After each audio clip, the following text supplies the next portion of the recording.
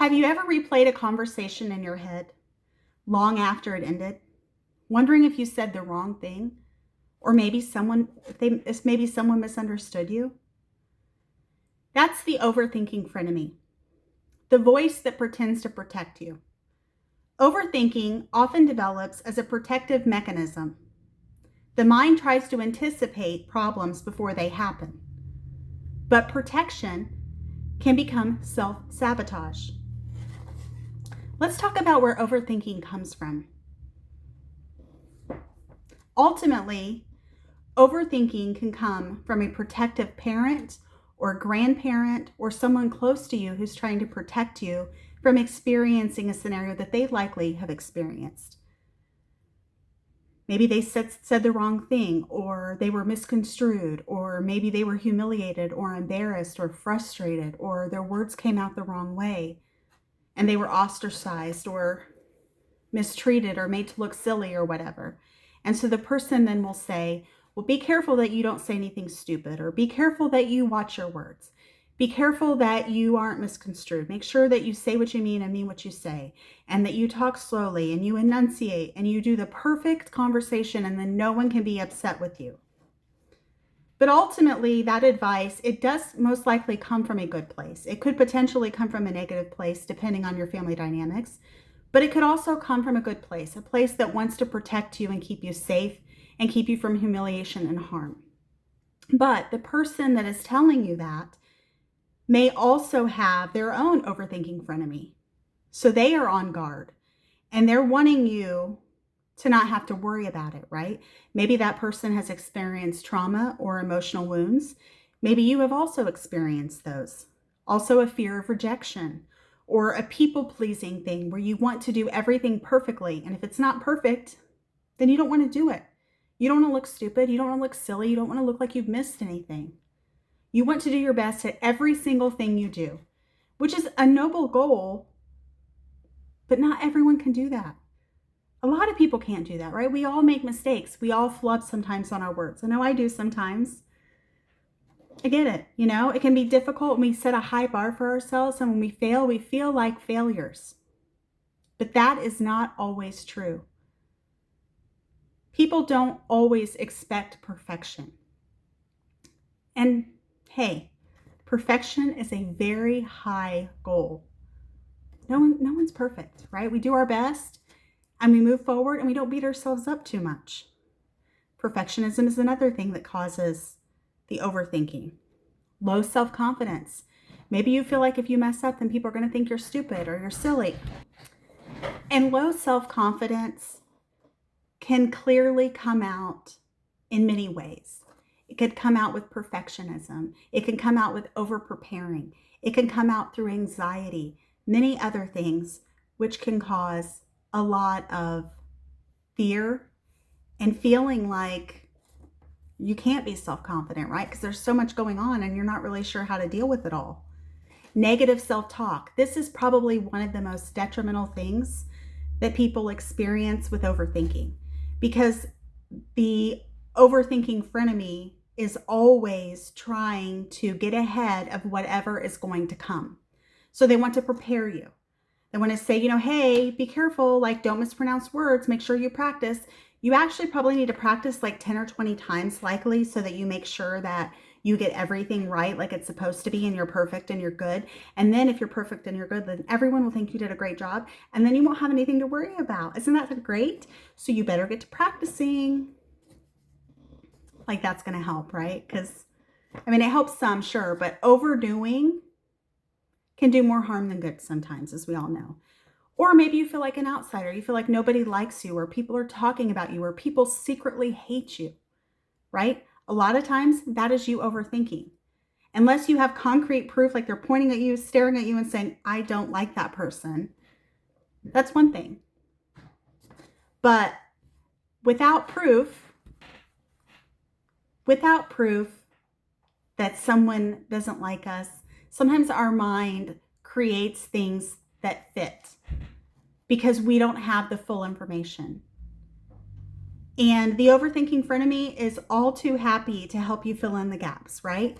Because overthinking sometimes requires ignoring evidence or putting things together that we think fit. Whether or not they actually fit or not, whatever, it makes sense, right? It's a jump to the conclusions map, right? Many overthinkers didn't become that way randomly.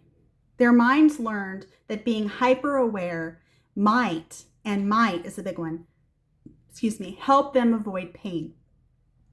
Isn't that ultimately what we're all looking to avoid? We're looking to avoid embarrassment.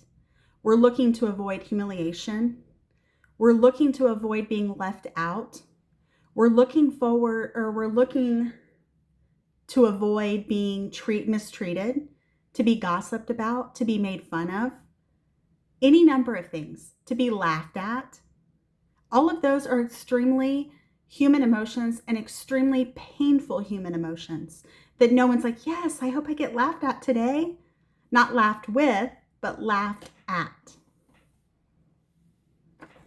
The false narrative it creates.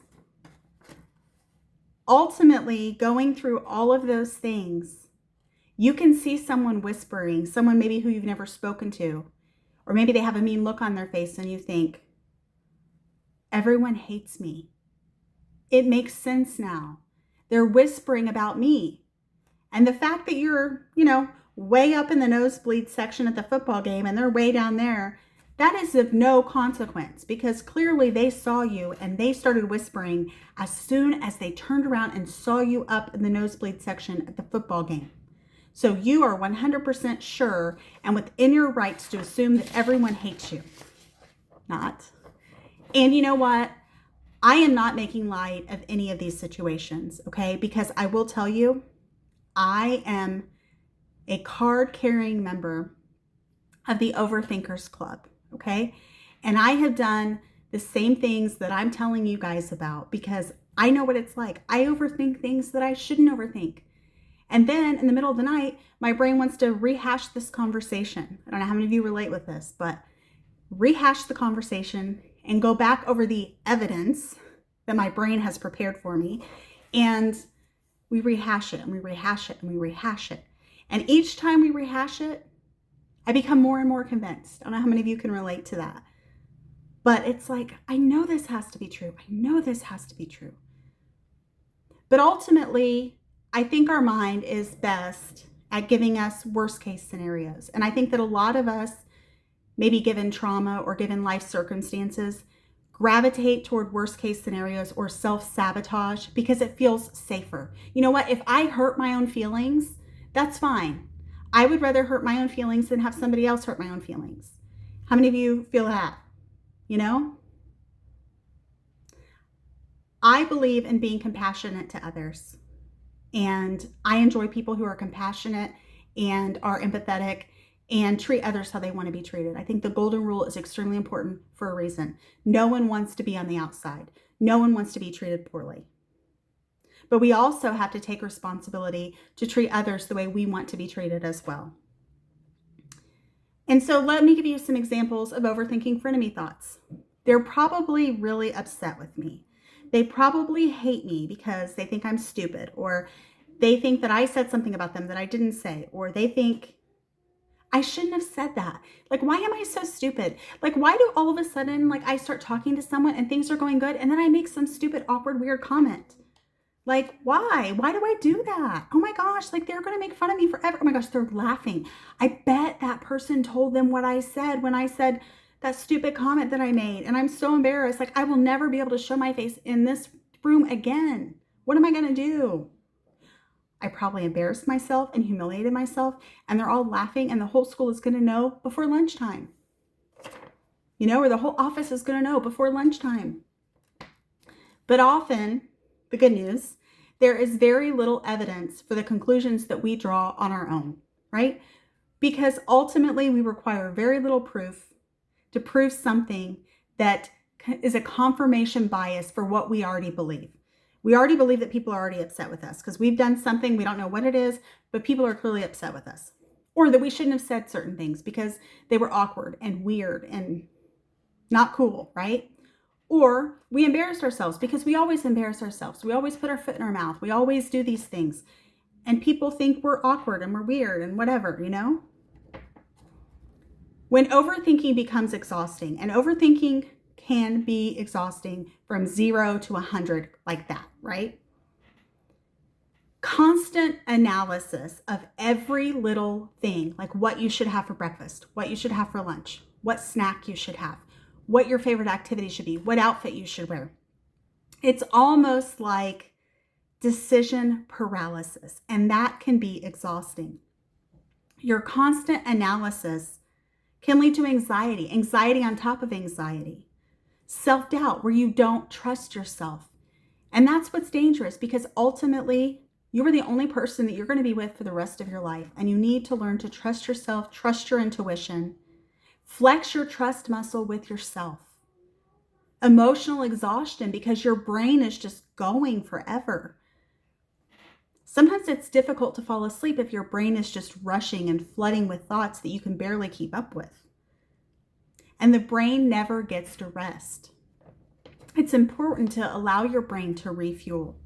So in closing, sometimes the first step to quieting the overthinking frenemy is recognizing that the voice questioning everything may not be telling the truth.